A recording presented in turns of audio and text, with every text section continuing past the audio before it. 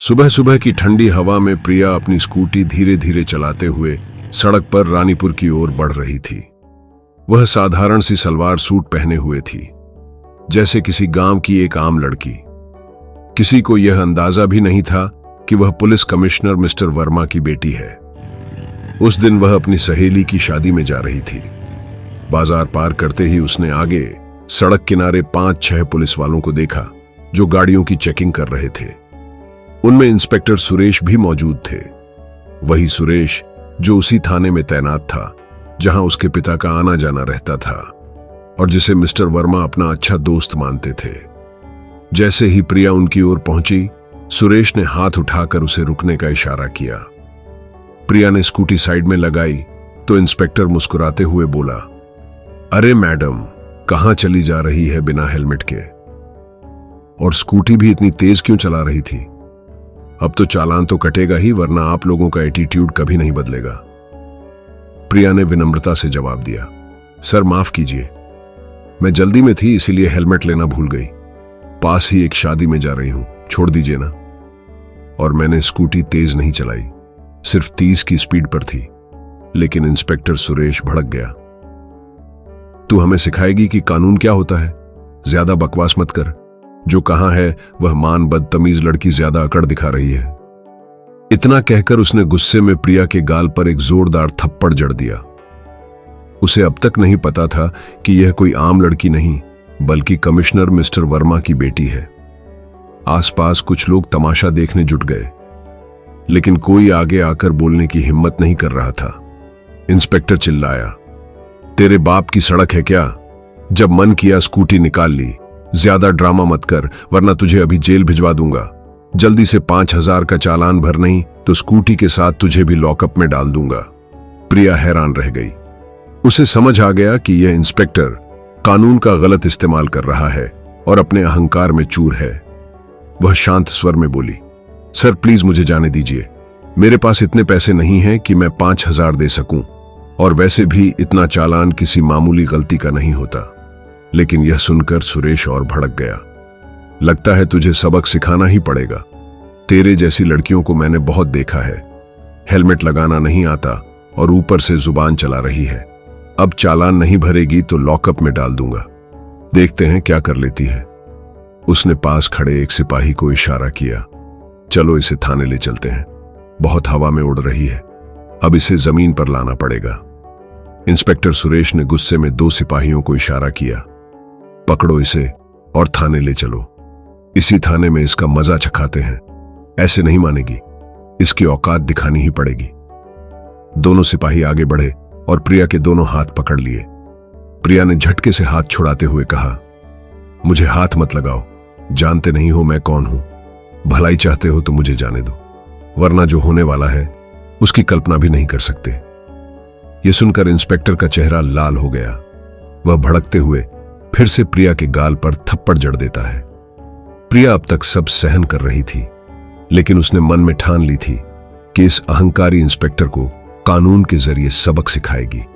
आसपास खड़े लोग तमाशा देख रहे थे, लेकिन कोई आगे बढ़कर मदद नहीं कर रहा था। थप्पड़ खाने के बाद प्रिया थोड़ा लड़खड़ाई, मगर खुद को संभाल लिया। वह दृढ़ आवाज में बोली, आप बिना वजह एक लड़की पर हाथ उठा रहे हैं, इसकी सजा आपको जरूर मिलेगी। बाद में बहुत पछताओगे, अभी भी वक्त है, सुधर जाओ। लेकिन सुरेश और भड़क गया, बहुत जुबान चल रही है, ले चलो इसे। सिपाहियों ने प्रिया को कसकर पकड़ लिया और थाने की ओर ले गए। थाने पहुंचते ही सुरेश ऊंची आवाज में बोला, कहां मर गए सब लोग? जल्दी चाय लाओ, एक खास मेहमान लाए हैं, इनकी खातिरदारी अच्छे से करनी होगी। एक सिपाही भागकर चाय लाया और सुरेश आराम से डेस्क पर बैठ गया। अब तुझे दिखाते हैं हमारी ताकत। कानून के साथ पंगा ले रही थी ना, अब समझ में आएगा तेरी औकात क्या है। उसने बिना वजह प्रिया के खिलाफ झूठी रिपोर्ट दर्ज की और बोला, देख लिया, रिपोर्ट तैयार है, अब अंदर डालो इसे, इसका सारा एटीट्यूड निकाल देंगे। थोड़ी ही देर में प्रिया को एक गंदे अंधेरे लॉकअप में डाल दिया गया, जहां बड़े बड़े मच्छर भिन भिना रहे थे और बदबू से सांस लेना मुश्किल था। समय धीरे धीरे बीत रहा था कि तभी थाने का दरवाजा खुला। अंदर एसआईओ रवि सिंह आए। नजर लॉकअप में खड़ी प्रिया पर पड़ी। उन्होंने सुरेश से पूछा, क्या मामला है, इसे लॉकअप में क्यों डाला? सुरेश ने बेझिझक कहा, सर ये लड़की बिना हेलमेट स्कूटी चला रही थी और तेज भी चला रही थी। रोकने पर बदतमीजी करने लगी, इसलिए मजा छकाने लाए हैं। रवि सिंह हंसते हुए बोले, अच्छा किया, इन लोगों का एटीट्यूड बहुत होता है, कानून के आगे खुद को बहुत बड़ा समझते हैं। उन्होंने असल वजह जानने की कोशिश भी नहीं की और प्रिया को तिरस्कार भरी नजरों से देखा। प्रिया समझ गई कि यहां के दोनों अधिकारी कानून के रक्षक नहीं बल्कि भक्षक हैं। उसके पास न मोबाइल था न किसी से मदद मांगने का तरीका, लेकिन किस्मत ने उसका साथ दिया। उसी दिन शाम करीब 4 बजे उसके पिता पुलिस कमिश्नर मिस्टर वर्मा किसी काम से थाने पहुंचे। थाने में प्रवेश करते ही उनकी नजर लॉकअप में खड़ी एक सलवार सूट पहने लड़की पर पड़ी। वह तुरंत पहचान गए, वह उनकी बेटी प्रिया थी। मिस्टर वर्मा तुरंत लॉकअप की ओर बढ़े और हैरान होकर बोले, प्रिया तू यहां क्या कर रही है? किसने तुझे लॉकअप में डाला? क्या हुआ है?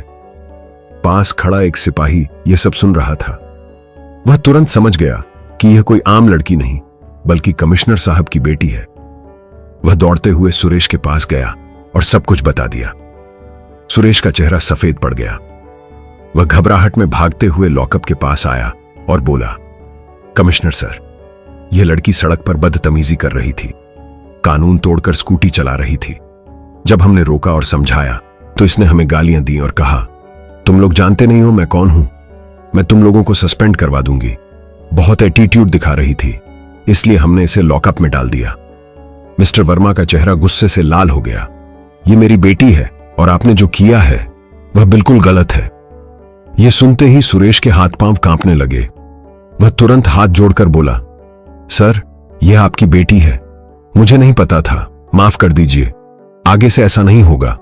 मैंने सोचा यह कोई गांव की आम लड़की है इसलिए गिरफ्तार कर लिया। चलिए मैं अभी लॉकअप खोल देता हूं और इसे छोड़ देता हूं।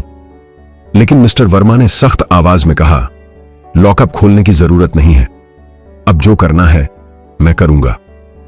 आपने जो किया है वह कानून और इंसानियत दोनों के खिलाफ है। उन्होंने तेज स्वर में पूछा, ऐसे हो रवि सिंह कहां है? तभी रवि सिंह पास आकर खड़े हो गए। जी बोलिए सर। मिस्टर वर्मा ने उनकी आंखों में देखते हुए कहा, आप लोगों ने मेरी बेटी को लॉकअप में क्यों डाला? पास खड़े एक सिपाही ने जल्दी से ताला खोला और प्रिया को बाहर निकाला। प्रिया बाहर आते ही अपने पिता के पास गई और पूरे घटनाक्रम की कहानी सुना दी। सड़क पर रोकना, बिना वजह चालान की धमकी देना, थप्पड़ मारना और बदतमीजी करना। मिस्टर वर्मा सब सुनकर समझ गए कि सुरेश और रवि सिंह दोनों ने अपनी वर्दी और पद का गलत इस्तेमाल किया है। उनके भीतर का अधिकारी और पिता दोनों गुस्से से भर उठे। उन्होंने मन ही मन ठान लिया, इन दोनों को उनकी असली जगह दिखानी पड़ेगी। बिना वजह मेरी बेटी पर हाथ उठाया, वह भी 2-2 बार, और कानून की धज्जियां उड़ाई। अब इन्हें सजा दिलाना ही पड़ेगा। गंभीर आवाज में उन्होंने कहा, अब आप लोग बच नहीं सकते। आपने कानून का गलत इस्तेमाल किया है और एक लड़की पर हाथ उठाया है। मैं आपको सस्पेंड करवा कर रहूंगा। इसके बाद उन्होंने तुरंत अपने मोबाइल से डीएम साहब को कॉल किया और पूरी घटना की जानकारी दी। थाने का माहौल अचानक सन्नाटे में बदल गया।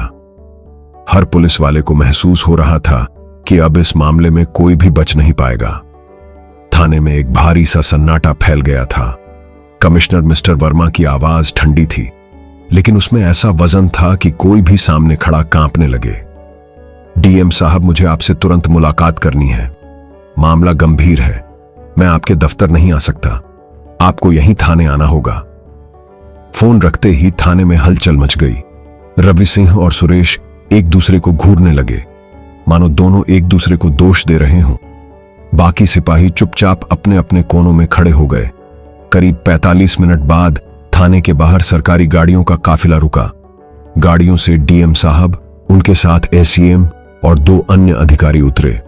उनके आते ही माहौल में एक और खामोशी छा गई। अब किसी के चेहरे पर हंसी तो दूर, आंख मिलाने की भी हिम्मत नहीं थी। डीएम साहब सीधे कमिश्नर मिस्टर वर्मा के पास आए। सर, आपने जो फोन पर बताया था, मैं पूरी बात सुनना चाहूंगा। मिस्टर वर्मा ने अपनी बेटी की ओर इशारा किया। यह मेरी बेटी है, लेकिन सबसे पहले मैं इसे एक नागरिक की तरह देख रहा हूं, ना कि अपनी संतान के रूप में। सड़क पर इसे बिना वजह रोका गया, झूठा चालान मांगा गया, बदतमीजी की गई, थप्पड़ मारे गए और फिर थाने में गंदे लॉकअप में डाल दिया गया, वह भी बिना किसी वैध कानूनी प्रक्रिया के। मैं चाहता हूं कि आप इस मामले की जांच अभी और यहीं शुरू करें। डीएम साहब ने गंभीरता से सिर हिलाया। ठीक है, अभी जांच शुरू होती है। सबसे पहले डीएम साहब ने आदेश दिया, जिस जगह घटना हुई थी वहां से तुरंत किसी भी नागरिक को लाकर बयान लिया जाए और थाने में मौजूद सीसीटीवी फुटेज भी पेश की जाए।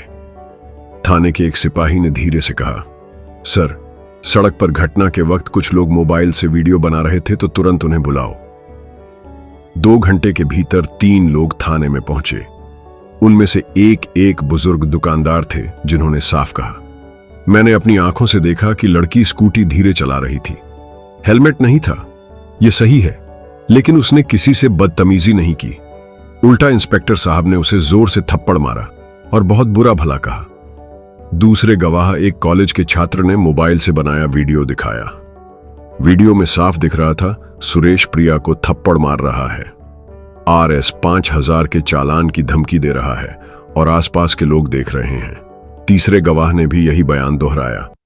डीएम साहब ने सुरेश की तरफ देखा। आपने गिरफ्तारी की क्या वजह दर्ज की?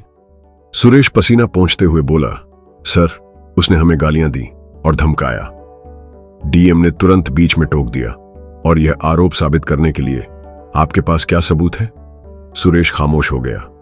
अब थाने के सीसीटीवी फुटेज की बारी थी। फुटेज में दिखा प्रिया को बिना किसी पूछताछ के सीधे लॉकअप में डाला जा रहा है। सुरेश और रवि सिंह दोनों मिलकर हंसते हुए बातें कर रहे हैं और किसी तरह का लिखित बयान या गिरफ्तारी का कागज तैयार नहीं किया गया। एसईएम ने फुटेज रोकते हुए कहा, यह पूरी तरह से गैर कानूनी हिरासत है। भारतीय दंड संहिता और पुलिस एक्ट के तहत यह गंभीर अपराध है। डीएम ने रवि सिंह से पूछा, एसओ साहब, थाने के मुखिया होने के नाते आप पर यह जिम्मेदारी थी कि आप किसी भी नागरिक के साथ कानून के अनुसार पेश आए। आपने कार्यवाही क्यों नहीं रोकी? रवि सिंह ने बेमन से कहा, सर, मैंने सोचा कि इंस्पेक्टर सही है और लड़की वाकई बदतमीजी कर रही थी। डीएम ने तीखी नजरों से देखा। सोचा कानून सोच के आधार पर नहीं, सबूत और प्रक्रिया के आधार पर चलता है। आपने ना तो जांच की, ना ही रोकने की कोशिश की। इसका मतलब है कि आप इस गैर कानूनी काम में बराबर के भागीदार हैं। करीब 3 घंटे की पूछताछ, गवाहों के बयान और सबूतों की जांच के बाद डीएम साहब ने अपना फैसला सुनाया। इंस्पेक्टर सुरेश और एसएचओ रवि सिंह दोनों को तत्काल प्रभाव से सस्पेंड किया जाता है। इनके खिलाफ विभागीय जांच और आईपीसी की धाराओं 323 मारपीट, 4 से खाली गैर कानूनी तरीके से रोकना और 106 कानून के खिलाफ कार्रवाई के तहत केस दर्ज किया जाएगा। थाने में मौजूद सभी पुलिस वालों ने पहली बार देखा कि वर्दी पहनने वाले भी कानून के सामने झुक सकते हैं। सुरेश और रवि सिंह के चेहरे उतर गए और वे सिर झुकाए खामोश खड़े रह गए। मिस्टर वर्मा ने अपनी बेटी की ओर देखा। आंखों में गर्व और चिंता दोनों थे। बेटी, आज तूने सहा बहुत कुछ, लेकिन तूने किसी भी गलत मांग के आगे झुककर चुप नहीं रही। यही हिम्मत एक आम नागरिक को रखनी चाहिए। प्रिया ने हल्की सी मुस्कान दी। पापा, आज समझ आया कि कानून का सही इस्तेमाल कितना जरूरी है और गलत हाथों में कितना खतरनाक। डीएम साहब ने जाते जाते कहा, यह मामला पूरे रानीपुर जिले के लिए एक मिसाल बनेगा कि कानून सबके लिए बराबर है, चाहे वह पुलिस वाला हो या आम नागरिक। उस दिन के बाद उस थाने में हर पुलिस वाले के व्यवहार में बदलाव देखा गया। कोई भी बिना वजह चालान काटने या धमकी देने की हिम्मत नहीं करता था, क्योंकि सबने देख लिया था कि कानून का आईना सबको एक जैसा दिखाता है। तो दोस्तों, आपको यह कहानी कैसी लगी? अगर अच्छी लगी हो तो प्लीज हमारे चैनल AI स्टोरी दर्पण को सब्सक्राइब और वीडियो को एक लाइक जरूर कर देना, जिससे हमारा हौसला और भी बढ़ता रहे। धन्यवाद।